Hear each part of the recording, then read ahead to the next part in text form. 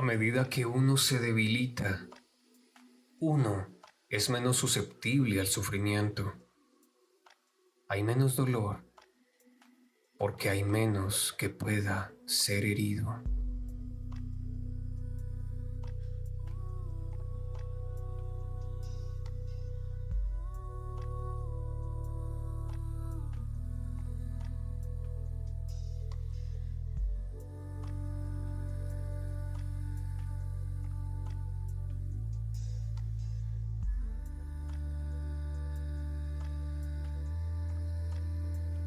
Saludos y bienvenidos a su podcast Cuentos para Todos.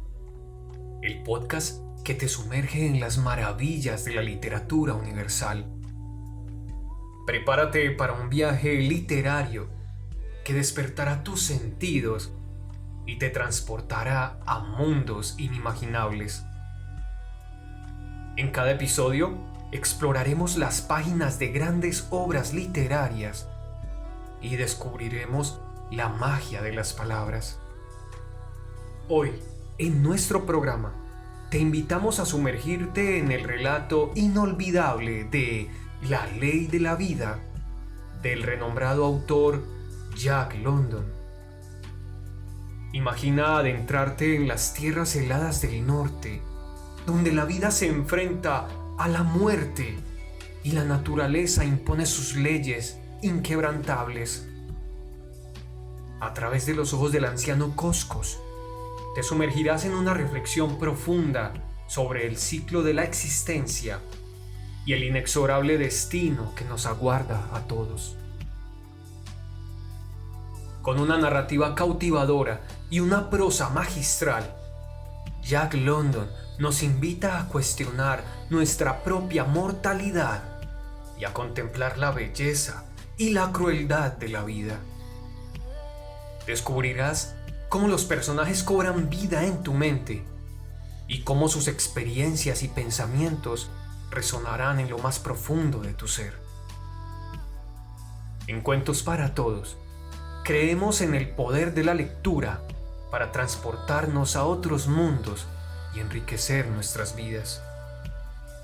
Así que acompáñanos en esta aventura literaria y deja que las palabras te envuelvan en un abrazo de imaginación y emoción. Prepárate para sumergirte en La Ley de la Vida del norteamericano Jack London y deja que la literatura despierte tus sentidos y alimente tu mente. Disfruta del episodio y déjate llevar por la magia de la palabra escrita. Recuerda que la lectura es un viaje interminable y en Cuentos para Todos siempre tendremos una historia esperándote. Así que sintoniza también nuestro podcast en Spotify y déjate llevar por la pasión de la literatura universal. Bienvenido seas entonces a Cuentos para Todos, donde la lectura se convierte en una experiencia inolvidable.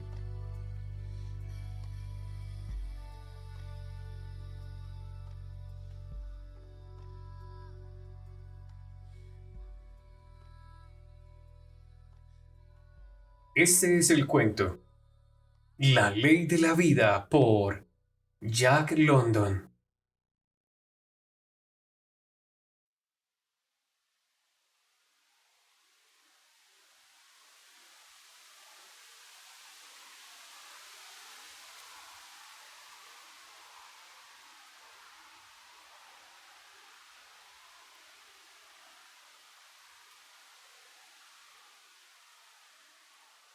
El viejo Coscos escuchaba ávidamente.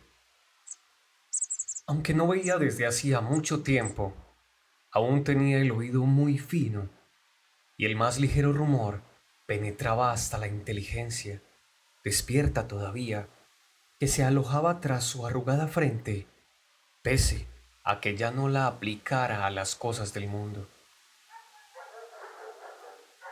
Ah, aquella era Sit-kun-tu-ha, que estaba riñendo con voz aguda a los perros mientras les ponía las correas entre puñetazos y puntapiés. Sit-kun-tu-ha era la hija de su hija. En aquel momento estaba demasiado atareada para pensar en su achacoso abuelo, aquel viejo sentado en la nieve, solitario y desvalido. Había que levantar el campamento. El largo camino los esperaba y el breve día moría rápidamente. Ella escuchaba la llamada de la vida y la voz del deber y no oía la de la muerte. Pero él tenía ya la muerte muy cerca. Este pensamiento despertó un pánico momentáneo en el anciano. Su mano paralizada vagó temblorosa sobre el pequeño montón de leña seca que había a su lado. Tranquilizado al comprobar que seguía allí, ocultó de nuevo la mano en el refugio que le ofrecían sus raídas pieles y otra vez aguzó el oído. El tétrico crujido de las pieles medio heladas le dijo que habían recogido ya la tienda de piel de alce del jefe y que entonces la estaban doblando y apretando para colocarla en los trineos. El jefe era su hijo, joven membrudo, fuerte y gran cazador. Las mujeres recogían activamente las cosas del campamento, pero el jefe las reprendió a grandes voces por su lentitud. El viejo Koskosh prestó atento oído. Era la última vez que oiría aquella voz, la que se recogía ahora en la tienda de Gehou. Luego se desmontó la de Tusken. 7, 8, 9. Solo debía de quedar en pie la del chamán. Al fin, también la recogieron. Oyó gruñir al chamán mientras la colocaba en su trineo.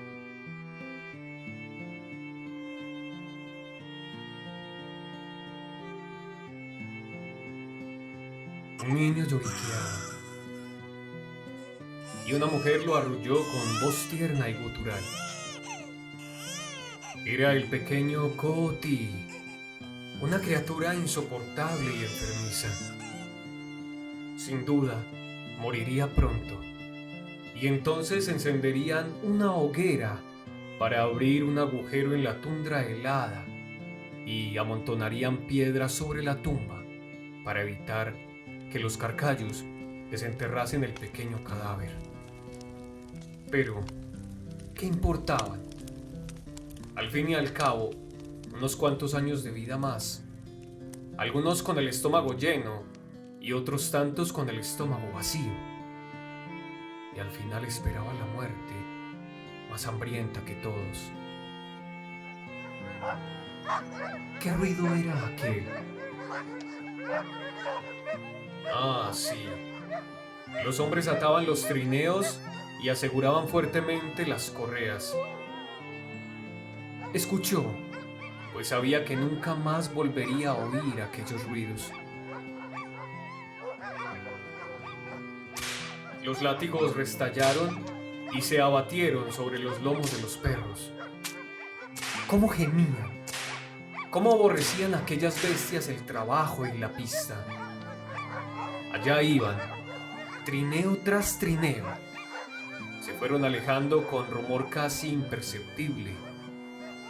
Se habían ido. Se habían apartado de su vida y él se enfrentó solo con la amargura de su última hora.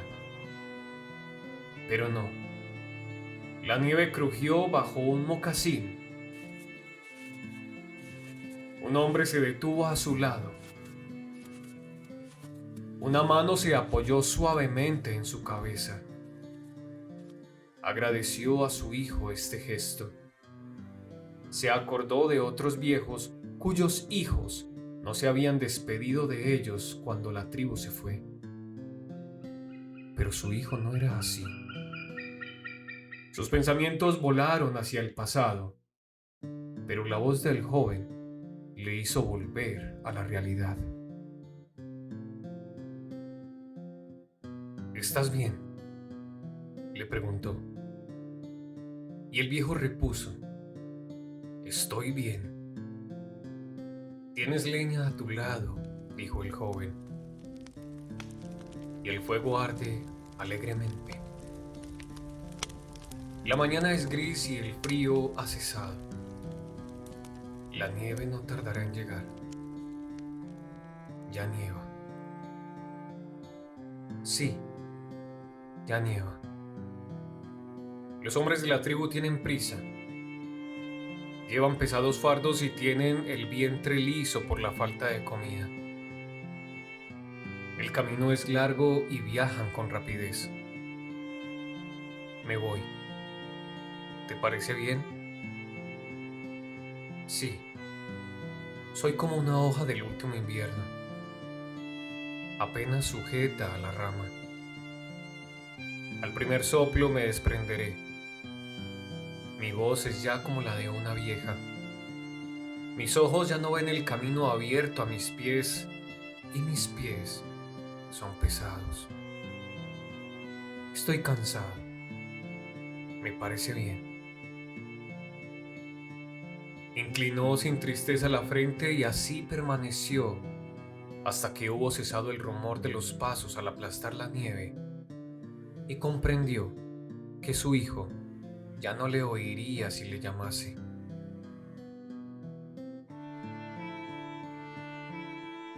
Entonces se apresuró a acercar la mano a la leña. Solo ella se interponía entre él y la eternidad que iba a engullirlo. Lo último que la vida le ofrecía era un manojo de ramitas secas. Una a una irían alimentando el fuego e igualmente, paso a paso, con sigilo, la muerte se acercaría a él. Y cuando la última ramita hubiese desprendido su calor, la intensidad de la helada aumentaría.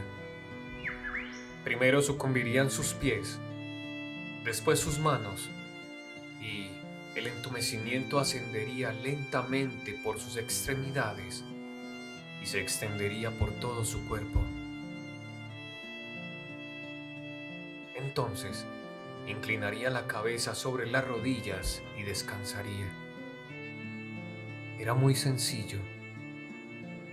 Todos los hombres tenían que morir.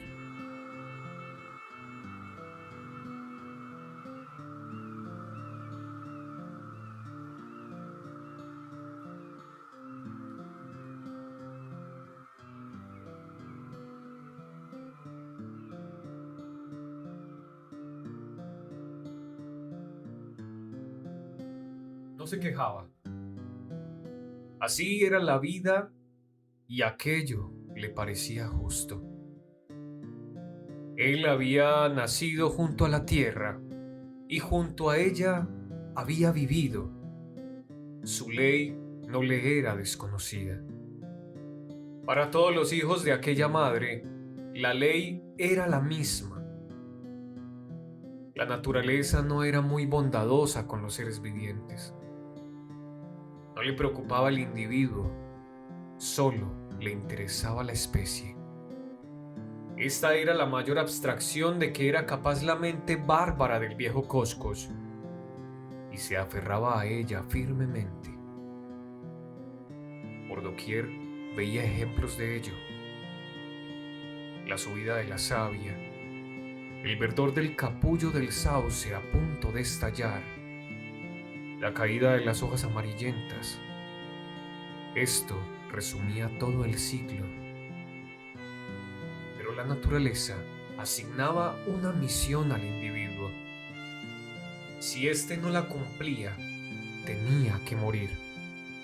Si la cumplía, daba lo mismo, moriría también. ¿Qué le importaba esto a ella? Eran muchos los que se inclinaban ante sus sabias leyes, y eran las leyes las que perduraban, no quienes las obedecían.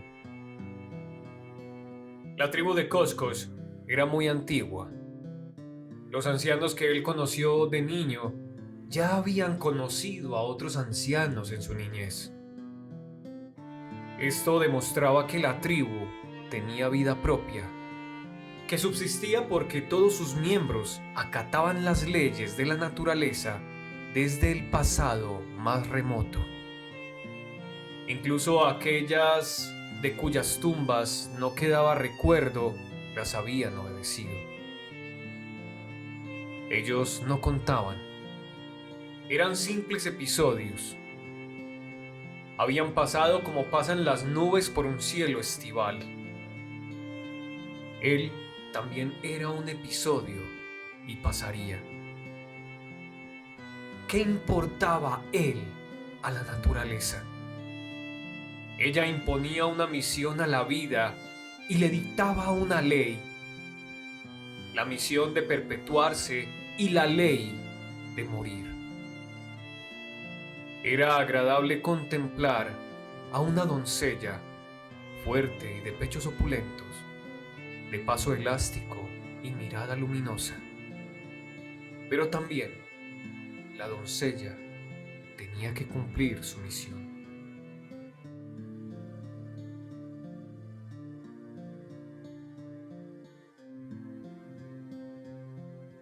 La luz de su mirada se hacía más brillante, su paso más rápido. Se mostraba ya atrevida, ya tímida con los varones, y les contagiaba su propia inquietud. Cada día estaba más hermosa y más atrayente. Al fin, un cazador, a impulsos de un deseo irreprimible, se la llevaba a su tienda para que cocinara y trabajase para él y fuese la madre de sus hijos. Y cuando nacía su descendencia, la belleza la abandonaba. Sus miembros pendían inertes, arrastraba los pies al andar, sus ojos se enturbiaban y destilaban humores. Solo los hijos se deleitaban ya apoyando su cara en las arrugadas mejillas de la vieja scout junto al fuego.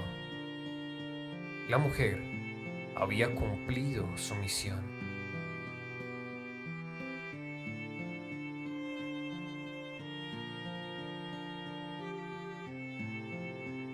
Muy pronto, cuando la tribu empezara a pasar hambre o tuviese que emprender un largo viaje, la dejarían en la nieve como le habían dejado a él, con un montoncito de leña seca.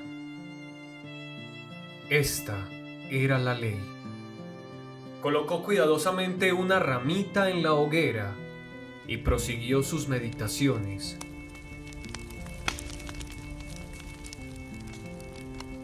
Lo mismo ocurría en todas partes y con todas las cosas. Los mosquitos desaparecerían con la primera helada. La pequeña ardilla de los árboles se ocultaba para morir. Cuando el conejo envejecía, perdía la agilidad y ya no podía huir de sus enemigos. Incluso el gran oso se convertía en un ser desmañado, ciego y gruñón, para terminar cayendo ante una chillona jauría de perros de trineo. Se acordó de cómo él también había abandonado un invierno a su propio padre en uno de los afluentes superiores del Klondike. Fue el invierno anterior a la llegada del misionero con sus libros de oraciones y su caja de medicinas. Más de una vez Koskos había dado un chasquido con la lengua al recordar aquella caja. Pero ahora tenía la boca reseca y no podía hacerlo. Especialmente el matadolores era bueno sobremanera. Pero el misionero resultaba un fastidio. Al fin y al cabo, porque no traía carne al campamento y comía con gran apetito.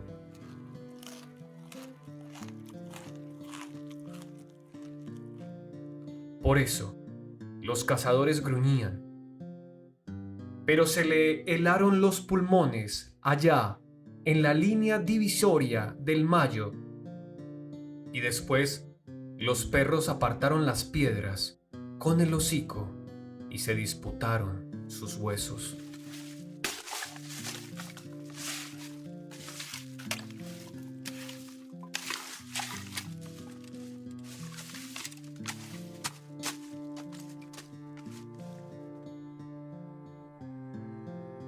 Coscos echó otra ramita al fuego y evocó otros recuerdos más antiguos.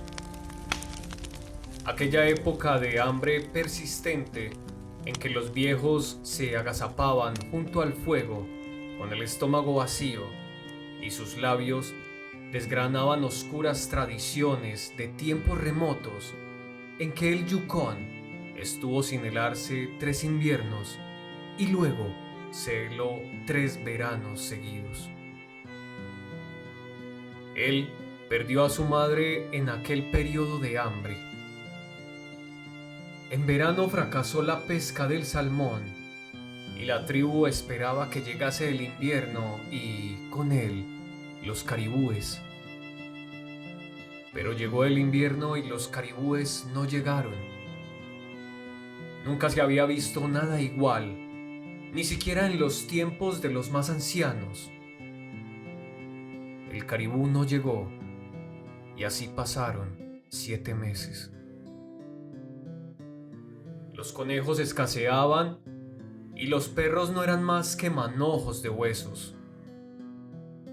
Y durante los largos meses de oscuridad, los niños lloraron y murieron, y con ellos los viejos y las mujeres. Ni siquiera 1 de cada 10 de los hombres de la tribu vivió para saludar al sol cuando éste volvió en primavera. ¡Qué hambre tan espantosa fue aquella!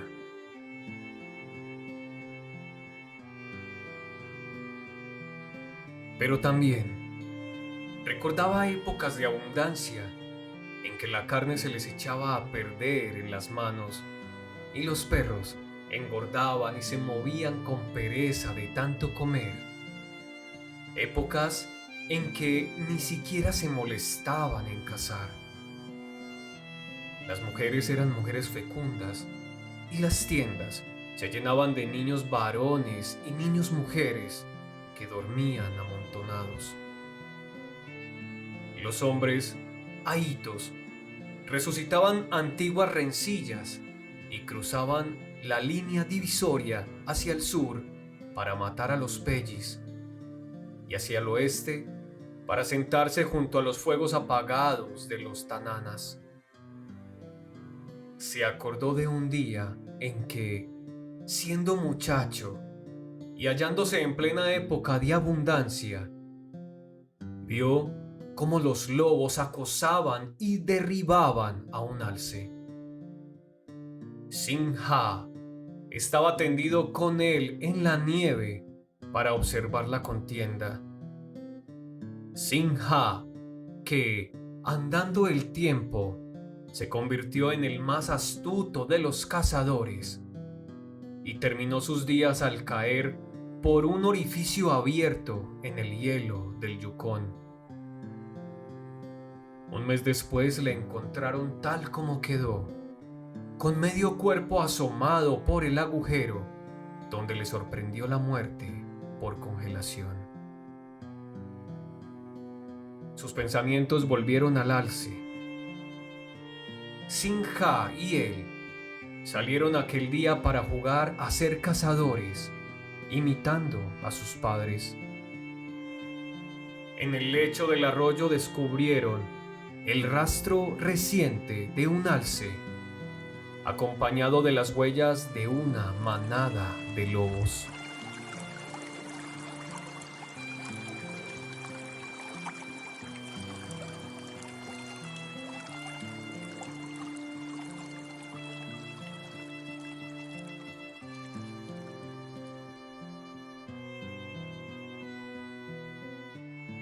Es viejo, dijo Sin-ha, examinando las huellas antes que él. Es un alce viejo que no puede seguir al rebaño. Los lobos lo han separado de sus hermanos y ya no le dejarán en paz. Y así fue. Era la táctica de los lobos. De día y de noche le seguían de cerca, incansablemente, saltando de vez en cuando a su hocico. Así le acompañaron hasta el fin. Cómo se despertó en Sinja y en él la pasión de la sangre. ¿Valdría la pena presenciar la muerte del alce? Con pie ligero siguieron el rastro. Incluso él, Koskos, que no había aprendido aún a seguir rastros, hubiera podido seguir aquel fácilmente. Tan visible era. Los muchachos continuaron con ardor la persecución. Así, leyeron la terrible tragedia recién escrita en la nieve. Llegaron al punto en que el alce se había detenido. En una longitud 3 veces mayor que la altura de un hombre adulto, la nieve había sido pisoteada y removida en todas direcciones.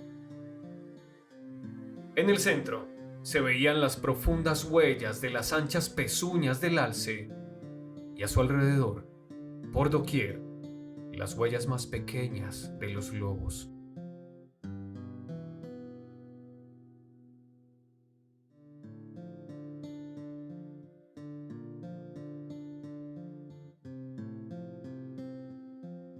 Algunos de ellos, mientras sus hermanos de raza acosaban a su presa, se tendieron a un lado para descansar. Las huellas de sus cuerpos en la nieve eran tan nítidas como si los lobos hubieran estado echados allí hacía un momento. Un lobo fue alcanzado en un desesperado ataque de la víctima enloquecida, que lo pisoteó hasta matarlo. Solo quedaban de él, para demostrarlo, unos cuantos huesos completamente descarnados. De nuevo dejaron de alzar rítmicamente las raquetas para detenerse por segunda vez en el punto donde el gran rumiante había hecho una nueva parada para luchar con la fuerza que da la desesperación. 2 veces fue derribado, como podía leerse en la nieve, y 2 veces consiguió sacudirse a sus asaltantes y ponerse nuevamente en pie. Ya había terminado su misión en la vida desde hacía mucho tiempo, pero no por ello dejaba de amarla. Sinja dijo que era extraño que un alce se levantase después de haber sido abatido, pero aquel lo había hecho, evidentemente. El chamán vería signos y presagios en esto cuando se lo refiriesen.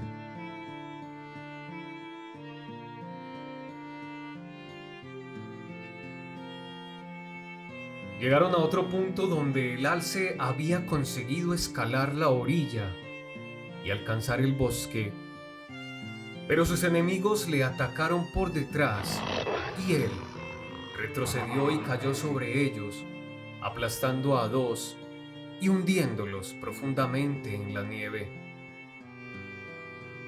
No había duda de que no tardaría en sucumbir, pues los lobos ni siquiera tocaron a sus hermanos caídos. Los rastreadores pasaron presurosos por otros 2 lugares donde el alce también se había detenido brevemente. El sendero aparecía teñido de sangre y las grandes zancadas de la enorme bestia eran ahora cortas y vacilantes. Entonces oyeron los primeros rumores de la batalla. No el estruendoso coro de la cacería, sino los breves y secos ladridos, indicadores del cuerpo a cuerpo y de los dientes que se hincaban en la carne. Singha avanzó contra el viento, con el vientre pegado a la nieve, y a su lado se deslizó él, Coscos, que en los años venideros sería el jefe de la tribu. Ambos apartaron las ramas bajas de un abeto joven y atisbaron. Solo vieron el final.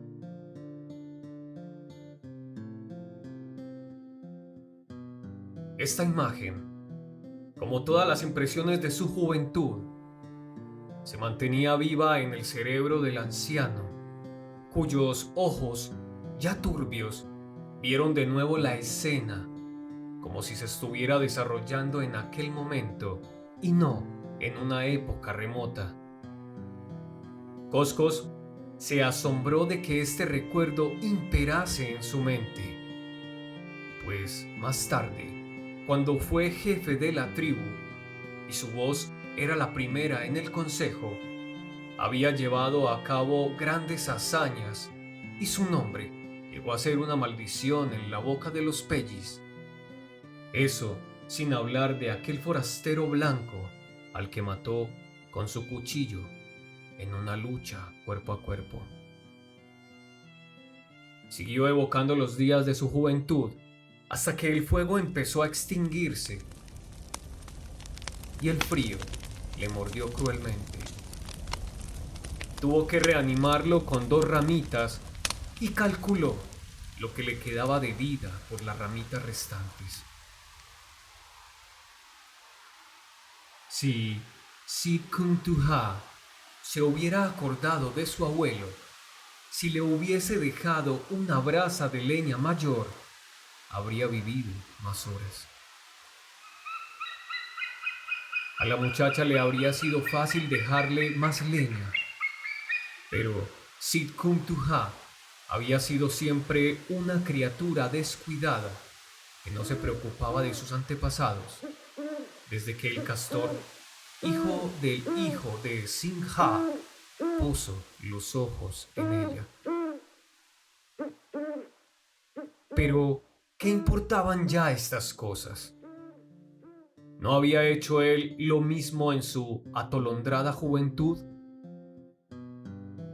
Aguzó el oído en el silencio de la tundra y así permaneció unos momentos. A lo mejor, su hijo se enternecía y volvía con los perros para llevarse a su anciano padre con la tribu a los pastos donde abundaban los rollizos caribúes.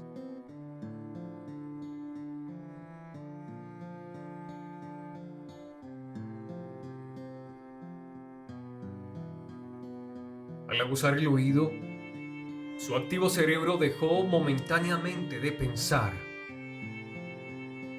Todo estaba inmóvil.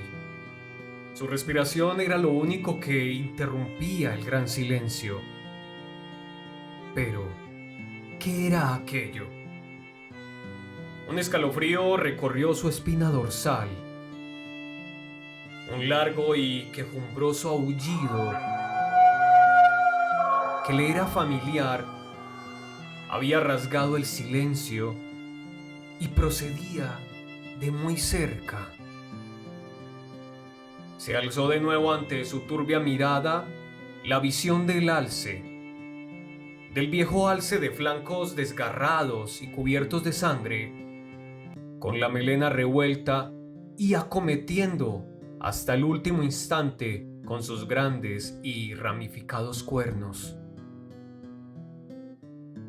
Vio pasar raudamente las formas grises de llameantes ojos, lenguas colgantes y colmillos desnudos, y vio, en fin, cómo se cerraba el círculo implacable hasta convertirse en un punto oscuro sobre la nieve pisoteada.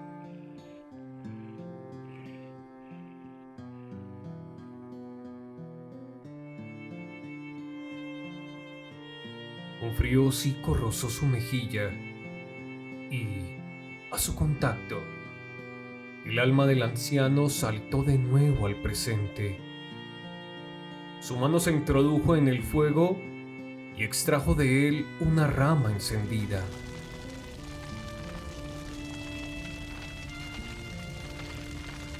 Dominado instantáneamente por su temor ancestral al hombre, el animal se retiró, lanzando a sus hermanos una larga llamada.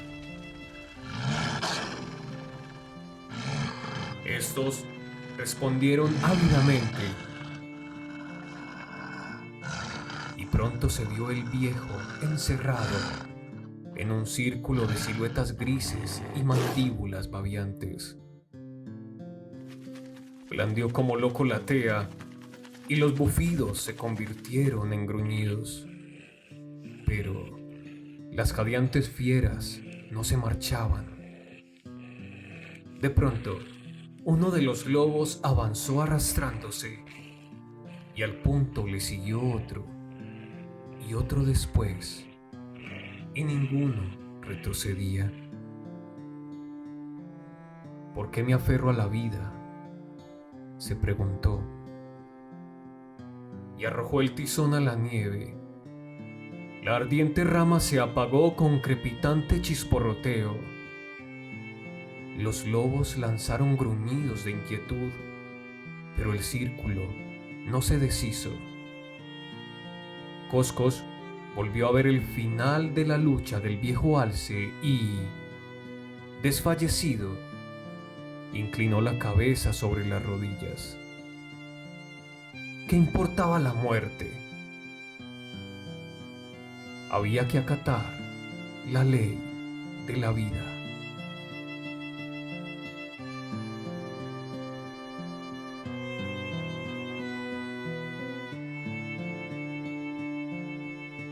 Prefiero ser cenizas que polvo.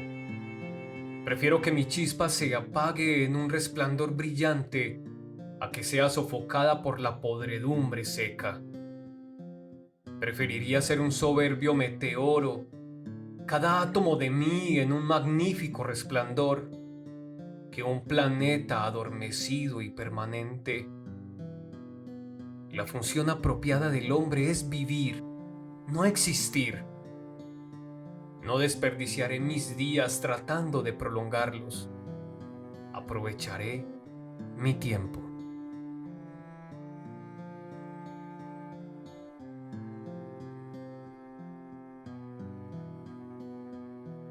Y así concluye nuestro episodio dedicado al cuento La Ley de la Vida de Jack London. Esta poderosa historia nos ha recordado la fugacidad de la existencia y la inevitable marcha del tiempo. Acompañamos al viejo Coscos en su enfrentamiento solitario contra la muerte, reflexionando sobre la naturaleza efímera de nuestra propia vida. Espero que este capítulo haya sido de todo tu agrado. No olvides suscribirte, compartir y activar la campanita para no perderte ningún programa. Gracias por tu apoyo y por unirte a nosotros en este viaje literario. Nos vemos en el próximo capítulo.